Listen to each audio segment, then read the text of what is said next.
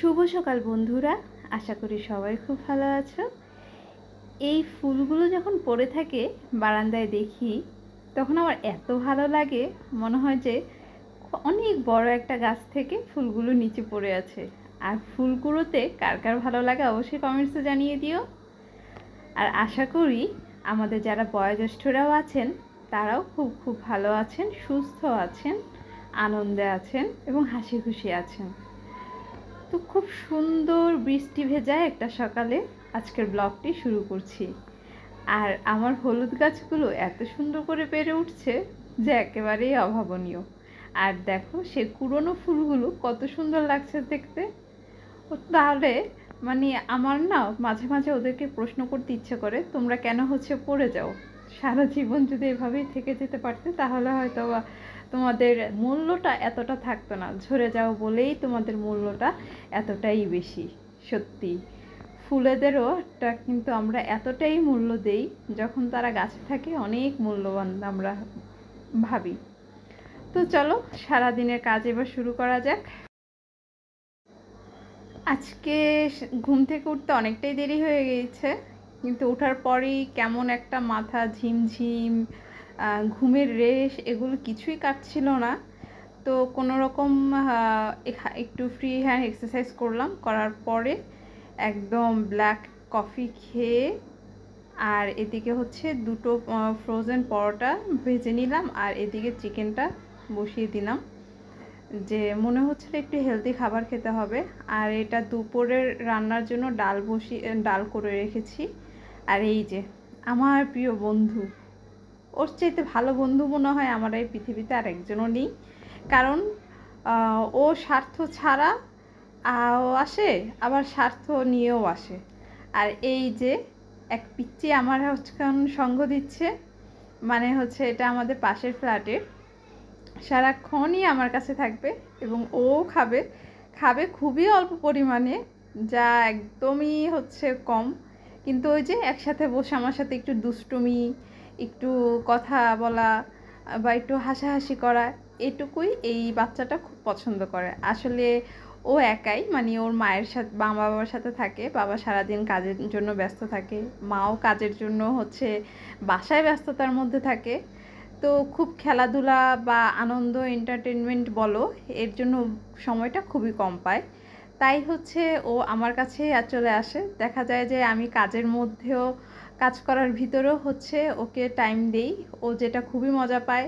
এবং যে আমি যা করি ও তাই করে। রেগুলার যে অ্যাক্টিভিটিসগুলো আছে বা আমি যে ছোটোখাটো ব্যায়ামগুলো করি, ও আমার সাথে সাথে করে। এত সুন্দর লাগে, ছোট্ট একটা মানুষ এতটা করতে পারে। তো এগুলোই বাচ্চাদের, আমার মনে হয় যে বাচ্চারা হয়তো বা এগুলোই খুব পছন্দ করে। তুমি একটা বাচ্চাকে যতই তোলো তোলো করে রাখো না কেন, তার চাইতে বেশি ওরা পছন্দ করে ওদের সাথে খেলাধুলা। বা তুমি যখন ব্যায়াম করছো ওকেও নিয়ে, ও যতটুকু পারে, বাচ্চা তো তোমাকে দেখা দেখি ও অনুকরণ করে যতটুকু পারে করবে। এবং পরবর্তীতে এই ছোটোবেলাটা এরকম একটা জিনিস, যদি তুমি এই ছোটোবেলা থেকে ভালো কিছু অভ্যাস, ভালো কিছু ওর মধ্যে ঢুকিয়ে দিতে পারো, তাহলে তোমার আর পরবর্তীতে সেগুলো নিয়ে তোমার ভাবতে হবে না। কারণ এই সময়টা একদম একটা কাদামাটির মতো, তুমি যেই শেপে দিবে, যেভাবে রাখবে, ও সেভাবেই তৈরি হবে আমার মনে হয়। কারণ ওকে যে কয়েকদিন আমি যখন আসছিলাম তখন ও মোটেই কথা বলতো না, বাট এখন ও আমার কাছে থেকে থেকে থেকে থেকে এতটা কথা বলা শিখছে যে এখন আমার এই মাথা অনেক সময় গোলা যায়। কিন্তু তারপরেও ওর সামনে সেটা প্রকাশ করা বা বিরক্তিকর প্রকাশ করা অবশ্যই যাবে না বাচ্চাদের সামনে। ওরা এই বয়সটাতে অনেক প্রশ্ন করে, সেই প্রশ্নের যদি সঠিক অ্যান্সারটা তুমি নাও দিতে পারো, কিন্তু সেই প্রশ্নের প্রেক্ষিতে কিছু একটা উত্তর তুমি দাও, তাহলে ওরা অনেক স্যাটিসফাই হয় এবং ওরা বুঝে যে ওদের কথাগুলোর দাম দেওয়া হচ্ছে বা ওদের কথাগুলোর মূল্য দেওয়া হচ্ছে, ওদের কথাগুলো শোনা হচ্ছে। তো বাচ্চাদের এই জিনিসগুলো আমার খুবই ভালো লাগে এবং এর জন্যে ওর প্যারেন্টসের থেকে আমার কাছে থাকতে বেশি স্বাচ্ছন্দ্য বোধ করে। কিন্তু যদিও তারা বাবা মা, অবশ্যই তাদের খুবই দরকার। কিন্তু এই আনন্দের সময়গুলো মনে হয় না তারা কতটুকু পেয়েছে তাদের মেয়ের কাছ থেকে, কিন্তু তাদের মেয়ের থেকে আমিই বেশি পাচ্ছি আনন্দ। কারণ এই আনন্দ করার সময়টা, খেলাধুলা সব কিছুই হচ্ছে মানে আমার কাছে শুধুমাত্র রাতে ঘুমাতে যাওয়া আর সকালবেলা ঘুম থেকে উঠানোটা ছাড়া সে আমার কাছেই বর্তমানে থাকছে।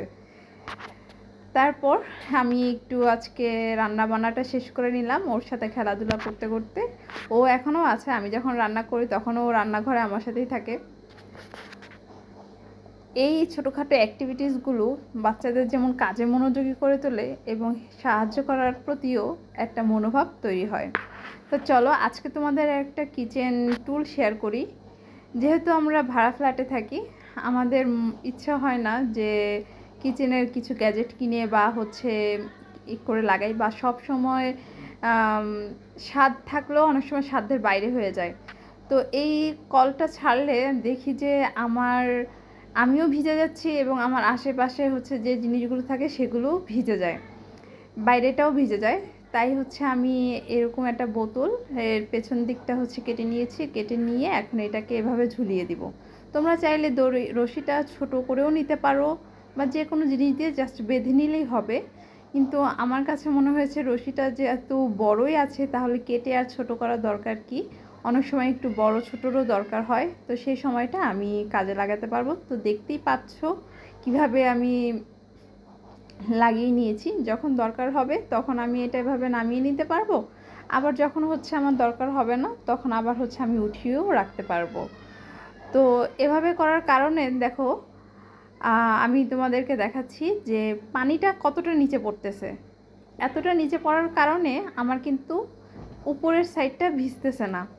না হলে আমার একদম পাশে যে পলিথিন রাখার ব্যাগ রাখার যে ইয়েটা আছে, বড় ব্যাগটা, সেটাও ভিজে যায়, আমার জামাও ভিজে যায়, আর হচ্ছে আশেপাশে তো পানি পড়ে ছিটে একদম অবস্থা খারাপ হয়ে যায়।